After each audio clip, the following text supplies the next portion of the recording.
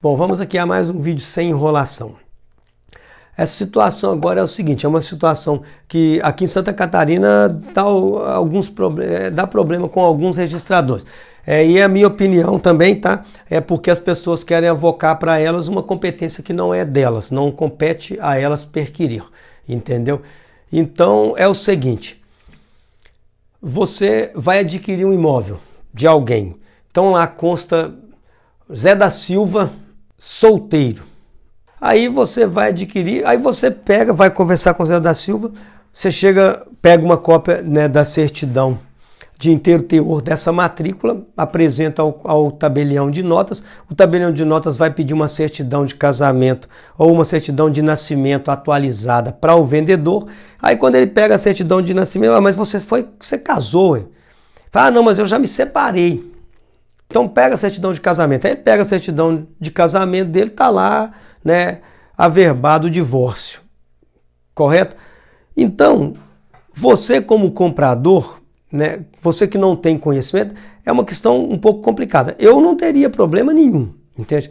Você, tá, mas e aí? Será que essa esposa dele não tem direito? Bom, você pegando a certidão de casamento, você vai saber que regime que o cara foi casado. Então, se aquele bem foi adquirido antes da sociedade conjugal, e ele se casou hipoteticamente no regime da separação legal, que é o meu, ou no regime da comunhão parcial, ou no regime da comunicação final dos aquestos, ou no regime da separação absoluta, esse bem nunca foi patrimônio comum do casal.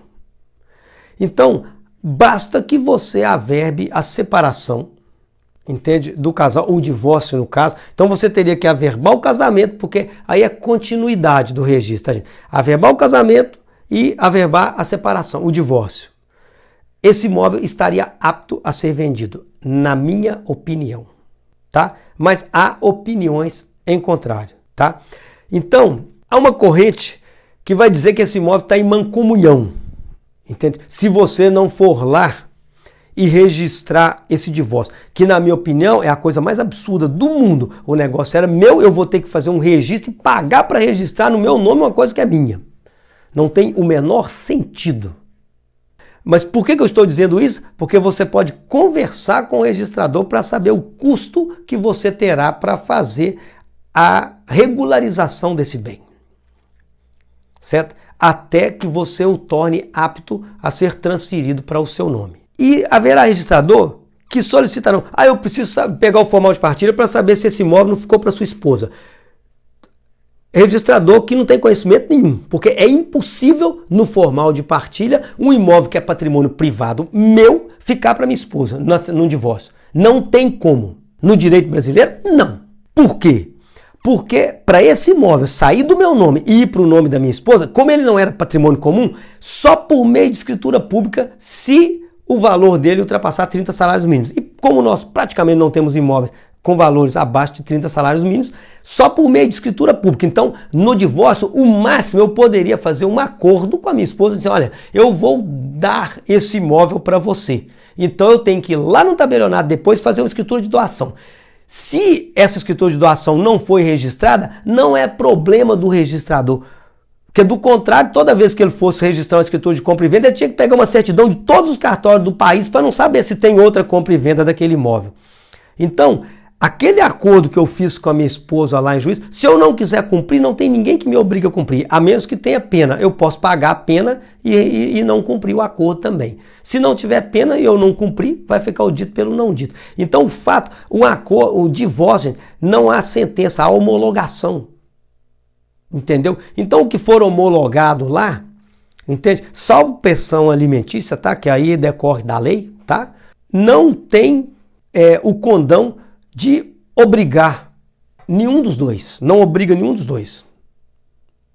Certo? Então, voltando ao tema aqui para que vocês possam compreender. Então, nesse caso concreto, eu compraria esse imóvel sem problema nenhum e ia discutir com o registrador, num bom sentido, a discussão, não tem base legal para ele me pedir o formal de partilha lá, porque é impossível o formal de partilha. A Lei 8935 diz o seguinte, que compete exclusivamente ao tabelião de notas lavrar escritura pública. Então, o único profissional no país que tem competência para lavrar escritura pública é o tabelião de notas. Então, formal de partilha nenhum pode transferir um imóvel que seja patrimônio privado meu para minha esposa. Nenhum formal de partilha pode fazer isso. Então, o registrador que te pede não tem conhecimento, entendeu? Fraco tecnicamente. Vou ser muito claro, é fraco tecnicamente, tá? Porque não tem como você fazer isso, entende? Para que seja transferido, é da essência do ato a escritura pública se o valor ultrapassar 30 salários mínimos. Então, no meu caso, por exemplo, já aconteceu, tá? Eu vou lá, compro tranquilamente do cônjuge que era titular do domínio do bem, entendeu? E vou discutir com o registrador e tenho certeza que eu vou registrar o título. Não tem dúvida nenhuma, entendeu? Porque o bem nunca foi patrimônio comum do casal. Se ele não foi patrimônio comum do casal, ele não pode ficar para o outro cônjuge. Aí vocês vão me dizer, eu já ouvi de registrador, mas eu já vi, qualquer coisa você já, na justiça tem de tudo. Qualquer coisa que você procurar tem decisão de um lado e do outro. Qualquer coisa, não há exceção. Qualquer coisa que você procurar tem decisão de um lado e do outro. Agora, por quê? Desconhecimento, né? Entende? Porque, infelizmente, né, a gente sabe, o juiz é uma pessoa comum que nem nós. Como é que ele vai saber tudo? A gente que só trabalha com a nossa área não sabe nada. Como é que o sujeito trabalha clínico geral lá, ele vai saber? Ele não sabe. E aí o sujeito pede lá, tá todo mundo de acordo, o cônjuge está de acordo, ele homologa. Só que aquela homologação não tem o controle. Eu cansei de devolver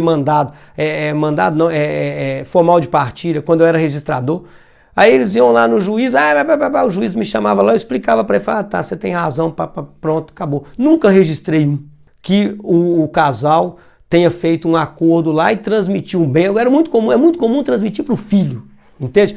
O casal, não, esse bem vai ficar para o nosso filho. Chegava lá com forma, eu quero registrar no nome do meu filho. Então você vai lá no tabelionato de notas e vocês dois fazem uma escritura de doação para o menino, aí eu vou registrar a escritura. Esse formal aqui, vocês só fizeram um acordo que vocês iam doar o imóvel para o filho.